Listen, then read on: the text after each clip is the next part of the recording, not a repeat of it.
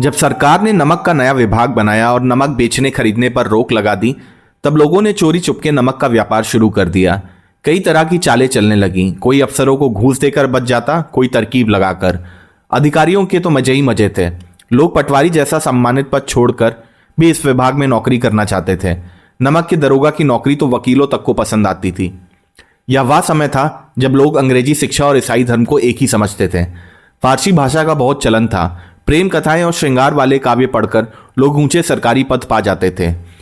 मुंशी वंशीधर भी जुलेखा की विरह कथा पढ़कर सीधी फरहाद की प्रेम कहानी में डूबे हुए नल नील की लड़ाई और अमेरिका के आविष्कार से ज्यादा इन प्रेम कथाओं को महत्व देते हुए नौकरी की तलाश में निकले। उनके पिता अनुभवी थे। उन्होंने समझाया, बेटा घर की हालत अच्छी नहीं है, कर्ज बहुत है, बहनें हैं वे जल्दी बड़ी हो जाती हैं, मैं बूढ़ा हो रहा हूं, कब दुनिया छोड़ दूं पता नहीं, अब घर की जिम्मेदारी तुम्ही पर है। नौकरी में बड़े पद के पीछे मत भागना। ऊंचे पद दिखने में अच्छे लगते हैं पर अंदर से खाली होते हैं। ऐसी नौकरी ढूंढो जहां तनख्वाह के अलावा कुछ अतिरिक्त कमाई हो सके। मासिक वेतन तो एक दिन दिखाई देने वाले चांद जैसा है, कभी चला जाता है, लेकिन ऊपर की आमदनी पानी की धारा की तरह चलती है। वेतन इंसान देता है इसलिए टिकता नहीं, पर ऊपर की कमाई ईश्वर की देन होती है, इसीलिए उसमें बरकत होती है। हर काम में समझदारी रखो, आदमी को परखो, उसकी जरूरत समझो और फिर जैसा ठीक लगे वैसा करो। जरूरतमंद पर सख्ती करो तो फायदा होता है, लेकिन बिना जरूरत वाले से पैसे निकलवाना मुश्किल है। इन बातों को याद रखना, यह मेरी उम्र भर की सीख है। पिता ने आशीर्वाद दिया। वंशीधर आज्ञाकारी थे। उन्होंने सब बातें ध्यान से सुनी और नौकरी की तलाश में निकल पड़े। विशाल संसार में उनके लिए धैर्य दोस्त था, बुद्धि रास्ता दिखाती थी और आत्मविश्वास सहारा था। भाग्य अच्छा था, जल्दी ही वे नमक के दरोगा बन गए। तनख्वाह भी अच्छी मिली और ऊपर की कमाई का तो कोई हिसाब ही नहीं। यह खबर मिलते ही बूढ़े वंशी जी बहुत खुश हुए। महाजन भी नरम व्यवहार करने लगे। बाजार में उनकी इज्जत बढ़ी और पड़ोसियों को जलन होने लगी। जाड़े की एक गहरी रात थी। नमक विभाग के चौकीदार तो ठंड में सिकुड़कर सो रहे थे, लेकिन मुंशी वंशीधर जो हाल ही में आए थे, अपने पद पर गर्व व जिम्मेदारी दोनों महसूस करते थे। अचानक गाड़ियों की आवाज से चौंके। उन्हें पुल की दिशा से गड़गड़ाहट और मल्लाहों की आवाजें सुनाई दी। उन्होंने तुरंत कोट पहना, तमंचा जेब में रखा और घोड़े पर सवार होकर पुल की ओर पहुंचे। वहां उन्होंने देखा नमक से भरी गाड़ियां लंबी कतार में पार कर रही थी। जब उन्होंने पूछा कि यह गाड़ियां किसकी हैं, उन्हें उत्तर मिला, पंडित अलोपी दीन की। यह सुनकर वंशीधर सतर्क हो गए, क्योंकि पंडित जी इस क्षेत्र के सबसे बड़े और प्रभावशाली जमींदार थे। वंशीधर ने गाड़ियों के बोरे टटोल कर देखा। उनके संदेह सही थे, सब में नमक भरा था। उन्होंने संदेश भिजवाया कि पंडित जी नदी तट पर आए। पंडित जी अपने रथ पर आराम से आए और मुस्कुराकर बोले, दरोगा जी, यह तो अपना घर जैसा मामला है, जो भेंट कहें बताइए। लेकिन वंशीधर रिश्वत लेने वाले नहीं थे। उन्होंने कठोर स्वर में कहा, आप इस समय हिरासत में हैं। पंडित जी ने पहले विनती की, फिर नम्रता दिखाई और अंत में धन बल का सहारा लिया। 1,000, 5,000, 10, 20, 30 और आखिर में 40,000 तक की पेशकश की, पर वंशीधर अटल रहे। जब पंडित जी ने हर कोशिश कर ली, तब वंशीधर ने कड़क आदेश दिया, बदलू सिंह, इस आदमी को हिरासत में ले लो। अब मैं एक शब्द भी नहीं सुनना चाहता। धर्म ने धन को पैरों तले कुचल दिया था। पंडित अलोपी दीन ने देखा, एक हृष्टपुष्ट सिपाही हथकड़ियां लिए उनकी ओर बढ़ रहा है।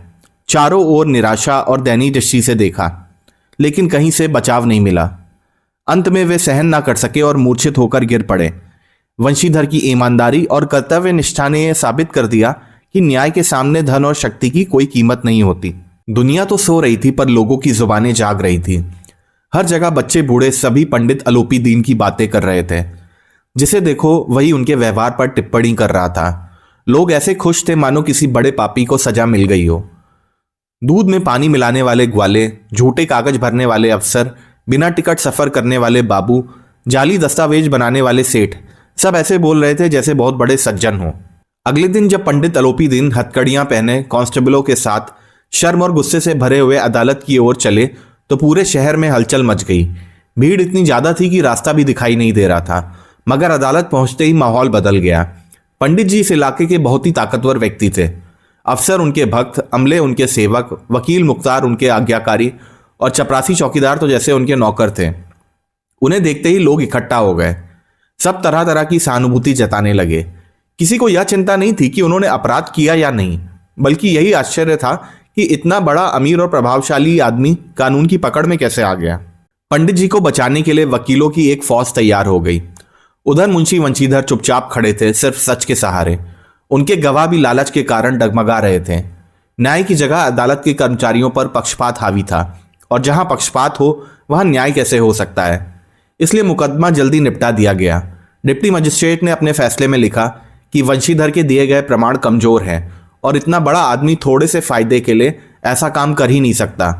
उल्टा उन्होंने लिखा कि मुंशी वंशीधर की जल्दबाजी और कठोरता के कारण एक भले आदमी को परेशानी उठानी पड़ी।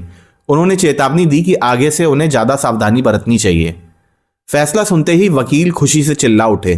पंडित अलोपीदीन मुस्कुराते हुए बाहर निकले। उनके आदमी खुशी में पैसा बांटने लगे, मानो जीत का त्यौहार हो। उसी समय वंशीधर बाहर आए तो चारों ओर से ताने, व्यंग और कटाक्ष होने लगे। चपरासियों ने सलाम तो किया, लेकिन उनकी बातों में मजाक छिपा था। हर एक कटु शब्द और इशारा वंशीधर की आत्मा को भीतर तक चुभ रहा था।